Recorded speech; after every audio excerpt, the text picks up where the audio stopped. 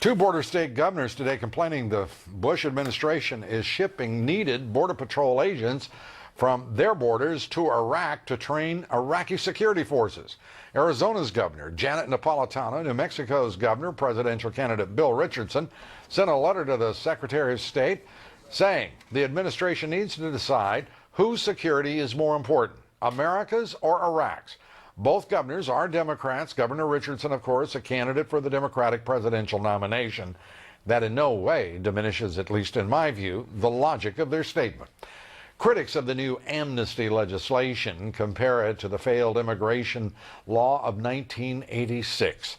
Bill King is one of those critics. King was senior Border Patrol agent and later regional director for the Immigration and Naturalization Service during the 1986 amnesty, joining us tonight from California. Good to have you with us, Bill. The idea that 1980, let's first, your view, the 1986 amnesty legislation, did it create more problems or solve more problems? It created nothing but more problems, Lou. And in fact, going back to the 86 program, it was the largest program ever undertaken by the INS up to that point. Logistically, it was a nightmare. And that was just simply to process roughly 3.1 million people. The size and magnitude of this current plan is, to me, unmanageable. I don't think the Bureau of Citizenship and Immigration Services is in a position to handle it. Well, you know, even the head of CIS has basically admitted as much. No one, of course, in the Senate, the Democratic leadership, or the White House wants to acknowledge that. But let me ask you this. Why in the world, in your judgment, could the United States government not secure its borders from 1986 to current day? Lack of political will. I've listened to promises for the last 50 years about how the border situation is going to be improved, how interior enforcement will work. None of it has ever happened. As you know, the employer sanctions bill in the 86 program was a dismal failure. I can see nothing more than the same thing happening again with this new program. And so when this president, Senator Kennedy, the Democratic leadership in the Senate tell us that we're going to see 18,000 Border Patrol agents, you're not buying it?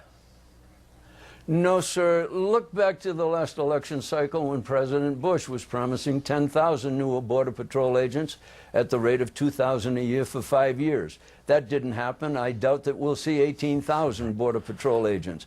We have 6,000 National Guardsmen down there on the border now. They're serving in secondary roles, and as far as I'm concerned, they should be trained to interdict both the drugs coming into this country and the illegal aliens. And give us your best assessment, Bill, if you will.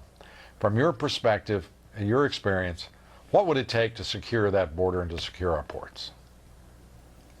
Well, I'll tell you, Lou, frankly, 3 years ago, I, along with another friend of mine, put together a petition to the president to put the military on the border. We have the best trained, best equipped troops in the world. They do what they're told, they do it well, and that's the only short-term solution available. Well, instead, Bill, as you know, if I may use this expression, some bozo in this administration came up with a brilliant idea, instead of doing that, to send the Border Patrol agents to Iraq. But you gotta love government work, right? Well, I'm not sure I do any longer.